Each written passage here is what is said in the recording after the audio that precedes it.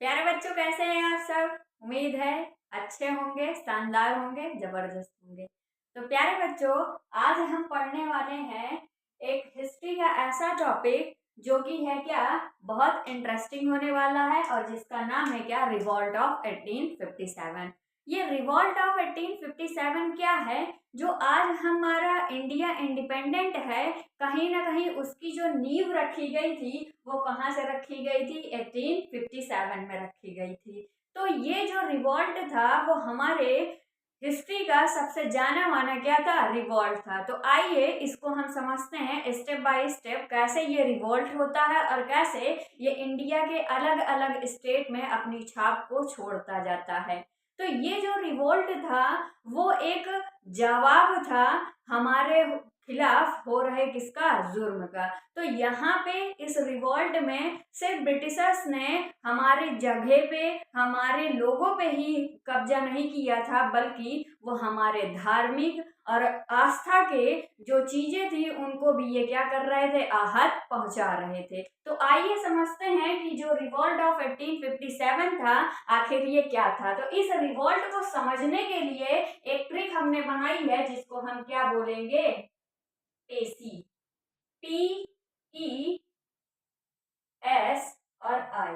मतलब कि इस रिवॉल्ट को समझने के लिए सिर्फ और सिर्फ हम चार एस्पेक्ट को समझ लेते हैं तो हम समझ पाएंगे कि ये जो इंडिया में रिवॉल्ट हुआ था 1857 का, उसके क्या क्या कॉजेस थे और क्यों ये रिवॉल्ट छेड़ा जाता है। तो यहाँ पे जो पी का मतलब है वो हो जाता है क्या? Political cause.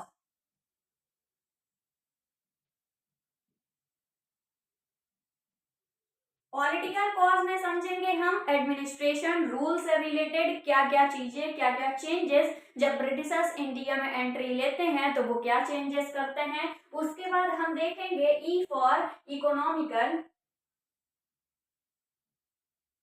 कौन से ऐसे इकोनॉमिकल कॉज थे जिनके वजह से इस रिवॉल्ट को छिड़ने में एक महत्वपूर्ण भूमिका देखी जाती है। उसके बाद एस से क्या हो जाएगा हमारा? सोशल। कुछ हमारे समाज में सोशल कॉज थे, जैसे कि ब्रिटिशर्स जब आते हैं तो ये विडो रीमैरिज जैसे या फिर सती प्रथा के खिलाफ आवाज उठाते हैं। तो हम इंडियंस को ऐसा लगता है कि ये विदेशी बाहर से आए हैं और इनको ऐसा कौन, किसने हक दे दिया कि ये हमारे धार्मिक और आस्था के क्षेत्र में हस्तक्षेप कर रहे हैं। उसके बाद इमीडिएट कुछ रीजंस होते हैं,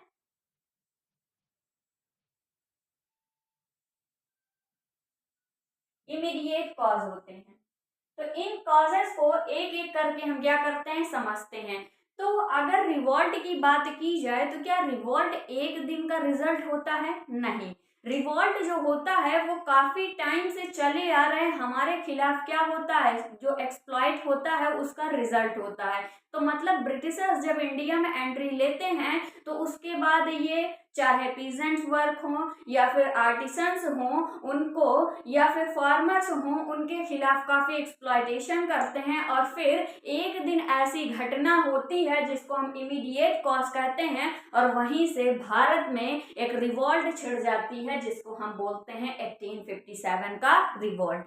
तो आइए जानते हैं पॉलिटिकल कॉज में ऐसी कौन सी जो चीजें थी जो जिम्मेदार थी इस रिवॉल्ट को होने में। तो पहला हम समझेंगे किसको? पॉलिटिकल कॉज को।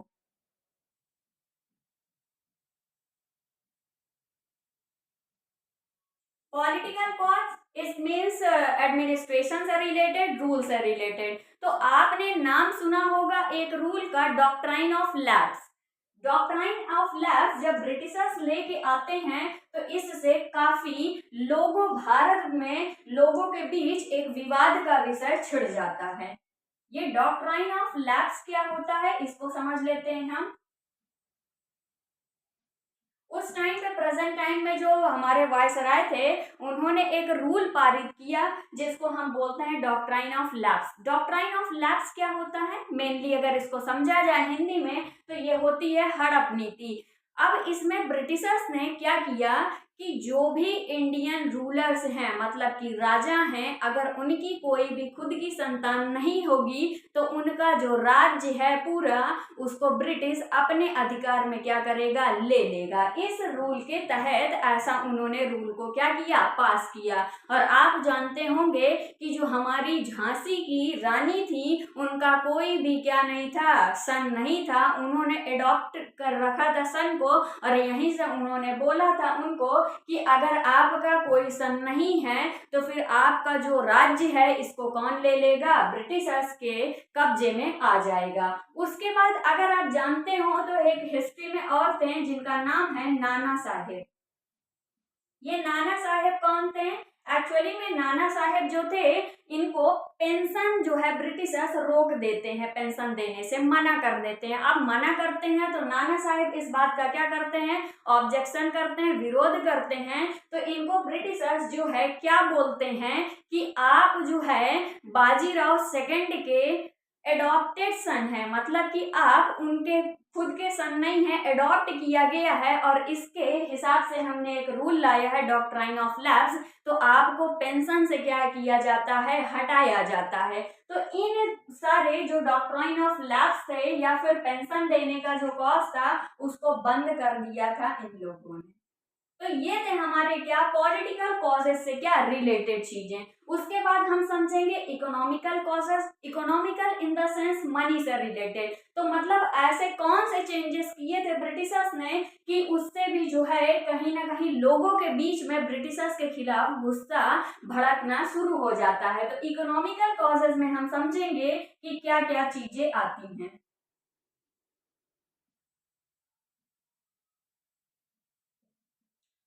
यहाँ पे ब्रिटिशर्स ने जो ये यहाँ पे डॉक्ट्राइन ऑफ लैप्स था, नाना साहेब के साथ था, तो लोगों के बीच में कुछ गुस्सा आता है कि ये कौन सी नीतियां हैं, ये हमारे ही देश में आते हैं और हमारे पे ही शासन कर रहे हैं, नए नए रूल बना रहे हैं। फिर उसके बाद अगर हम दूसरा कॉज देखेंगे तो जो ब्रिटिशर्स थे वो लैंड रिवेन्यू को क्या कर देते हैं, बढ़ा देते हैं, जिससे जो नॉर्मल आर्टिसंस थे या फिर फार्मर्स थे उनके बीच भी गुस्सा क्या होता है, बढ़ना स्टार्ट हो जाता है। आपने पिछले चैप्टर्स में पढ़ा होगा कि जो हमारे ब्रिटिशर्स आते हैं वो परमानेंट सेटलमेंट, उसके बाद रेवतवाड़ी सिस्टम या फिर महलवाड़ी सिस्टम जैसे टैक्सेस को क्या करते हैं, इंट्रोड्यूस करते हैं इंडिया में। तो आइए उनको हम क्या कर देते हैं, समझ लेते हैं। तो यहाँ पे जो इकोनॉमिकल कॉज में सबसे पहला रीजन आता है वो क्या आता है, यहाँ पे आता है क्या कि ब्रिटिशर्स जो हैं वो लैंड रिवेन्यू को क्या कर देते हैं, इंक्रीज कर देते हैं।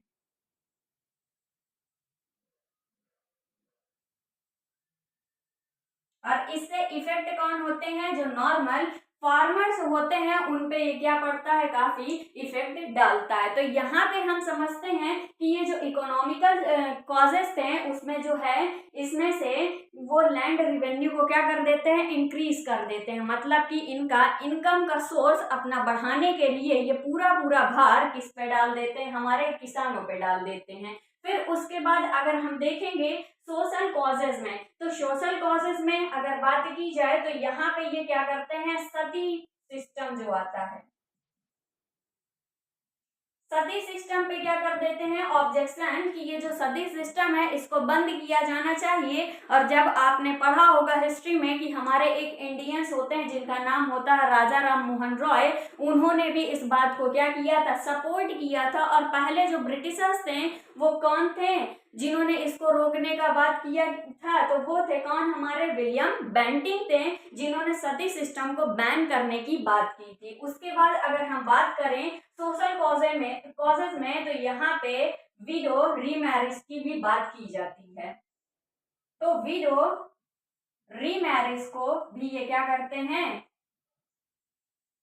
बोलते हैं कि मतलब जो ऐसी विमेन हैं जिनके हस्बैंड की डेथ हो चुकी है, वो फिर से मैरिज करके अपनी आगे की जिंदगी को क्या कर सकती हैं, चला सकती हैं। अब इमीडिएट कॉज में अगर हम देखेंगे तो क्या आते हैं इमीडिएट कॉजेस में, आपने एक बहुत फेमस इंसान है मंगल पांडे, उनका नाम आपने सुना होगा। तो वो उस टाइम पे हमारी जो सिपाहीज की जो सेना थी उस पे वो भर्ती थे, कहाँ पे, बैरकपुर में। फिर वहां पे क्या होता है कि ऐसी र्यूमर्स फैलाई जाती, ऐसी अफवाह फैलाई जाती है कि जो इनफील्ड राइफल है उस टाइम पे आई थी, उस पे जो कार्टिलेज बंदूक लगी होती है, उसको कार्टिलेज को निकालने के लिए हमें उसको मुंह से क्या करना होता था, उसके फैट को जो होता है निकालना पड़ता है, चर्बी को। तो बताया गया कि वो जो उसमें कार्टिलेज में लगी होती है वो काऊ और किसकी होती है, पिग के फैट से बनी होती है। अब काऊ और पिग जो होती है वो हिंदू और मुस्लिम में सबसे क्या मानी जाती है, हॉली मानी जाती है, पवित्र मानी जाती है। इस वजह से सभी ने इन चीजों को या इन बंदूक को यूज करने से क्या किया, मना कर दिया।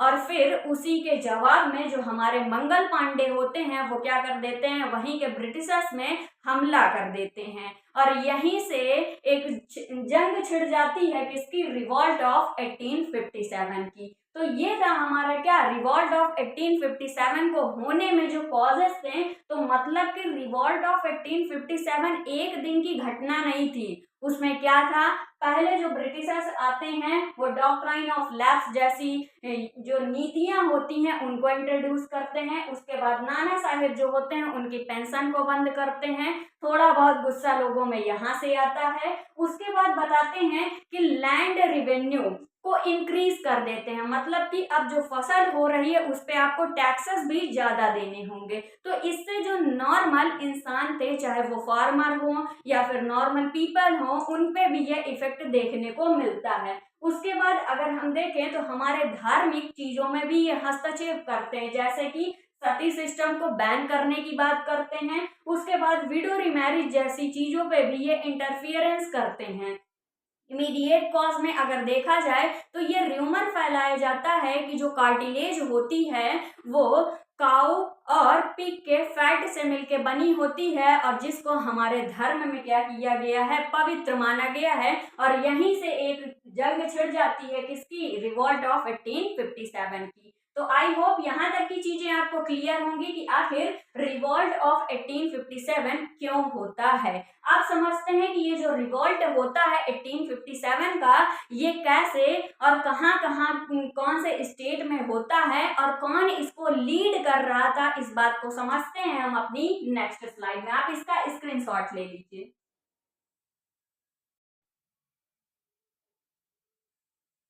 आइए बच्चों, इमीडिएट कॉज पहले हम समझ लेते हैं, फिर उसके बाद समझेंगे कि कैसे अलग अलग स्टेट में कौन कौन से लीडर्स थे जिन्होंने इसकी लीडरशिप को किया था। तो यहाँ पे बताया था मैंने कि इमीडिएट कॉज में क्या हुआ था कि उस टाइम पे एक एनफील्ड राइफल आई थी जिसमें जो कार्टेज लगा होता था वो बना हुआ होता था किसका, काऊ और पिग के फैट से, जो कि हमारी धार्मिक आस्था में बहुत ही पवित्र माना जाता था। और उसी का जवाब देने के लिए मंगल पांडे ने एक ब्रिटिश ऑफिसर पे क्या कर दिया था, अटैक कर दिया था इसी गुस्से में। और फिर मंगल पांडे जी को क्या होती है, 29 मार्च को क्या हो जाती है, जेल हो जाती है। और फिर इनके बाद इसको 8 अप्रैल 1857 को क्या दे दी जाती है, फांसी। और यहीं से और प्लेस कौन सा होता है, बैरकपुर होता है। और यहीं से जंग छिड़ती है किसकी, रिवॉल्ट ऑफ 1857 की। यहाँ से जो नॉर्मल लोग होते हैं वो इस गुस्से को क्या करते हैं, एक रिवोल्ट के तौर पे हमारे सामने लेके आते हैं। और उसको हम समझते हैं अपनी नेक्स्ट स्लाइड में कि किस स्टेट से कौन से लीडर थे जिन्होंने इस रिवोल्ट की क्या की थी, लीडरशिप की थी। तो आइए समझते हैं हम अपनी नेक्स्ट स्लाइड में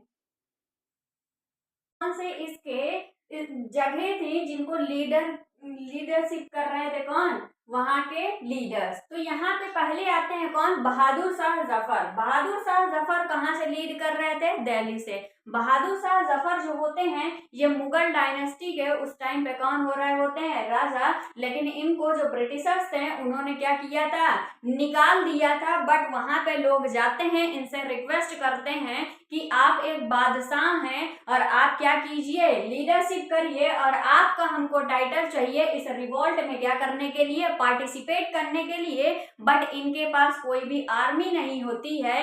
पर फिर भी ये लीडरशिप करने के लिए क्या हो जाते हैं, तैयार हो जाते हैं। और बहादुर शाह जफर जो लीडरशिप कर रहे थे रिवॉल्ट ऑफ 1857 की, वो दिल्ली से करते हैं। और रानी लक्ष्मीबाई जो है इस रिवॉल्ट को झांसी से लीड करती हैं। कुंवर सिंह जो है वो बिहार से लीड करते हैं, नाना साहेब कानपुर से, और बेगम हजरत महल जो है वो कहाँ से लीडरशिप करती हैं, इसकी लखनऊ से करती हैं। और ये रिवॉल्ट एक बड़े पैमाने पे क्या होता है, भारत में छेड़ दिया जाता है। बट इस जो रिवॉल्ट है, पर फिर भी ये रिवॉल्ट क्या होता है, फेल हो जाता है। क्यों फेल हो जाता है, क्योंकि अलग अलग टाइम पे अलग अलग स्टेट में क्या हो रहे थे, ये रिवॉल्ट हो रहे थे। तो ब्रिटिशर्स इन पे काबू आसानी से पा ले रहे थे, क्योंकि कुछ कॉजेस थे उनके पास। एक क्या थी, ऑर्गेनाइज जो है आर्मी थी, हमसे अच्छे वेपन्स थे।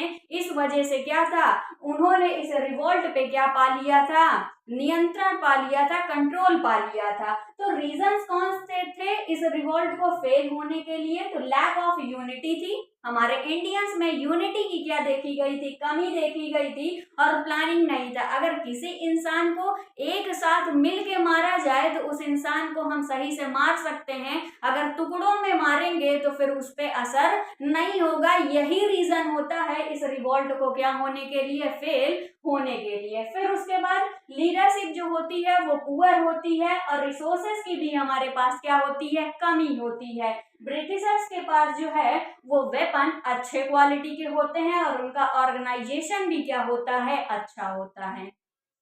माना जाता है कि ये रिवॉल्ट एक बड़े पैमाने पे तो छेड़ा गया था, बट अनफॉर्चुनेटली ये रिवॉल्ट फेल हो जाता है। बट ये रिवॉल्ट लोगों के बीच में आके तो फेल होता है, लेकिन वहां से लोगों के अंदर एक नेशनलिज्म की क्या होती है, भावना आती है। और वहीं से लोगों को लगता है कि अब कुछ भी हो जाए, अपने देश को इन ब्रिटिशर से क्या करना है, आजाद करके रहना है। तो कहीं ना कहीं वहीं से लोगों के मन में जब नेशनलिज्म आता है, तो हम 1857 से लेके 1947 तक का सफर तय करते हैं, और एट लास्ट हम ब्रिटिशर्स के जो चंगुल है उससे क्या हो जाते हैं, आजाद हो जाते हैं। तो आई होप आपको ये जो रिवॉल्ट है 1857, ये बहुत अच्छे तरीके से समझ में आया होगा कि क्या क्या इसके कॉजेस थे, इमीडिएट कॉज क्या था, पॉलिटिकल कॉज क्या था, इकोनॉमिकल कॉज क्या था, और सोशल कॉज कौन कौन से थे जिसके वजह से इस रिवॉल्ट को भारत में छेड़ा गया था। आई होप आपको ये सारी चीजें क्लियर हो गई होंगी। अगर वीडियो अच्छा लगा है तो इसको लाइक करें और सब्सक्राइब करें। Thank you for watching.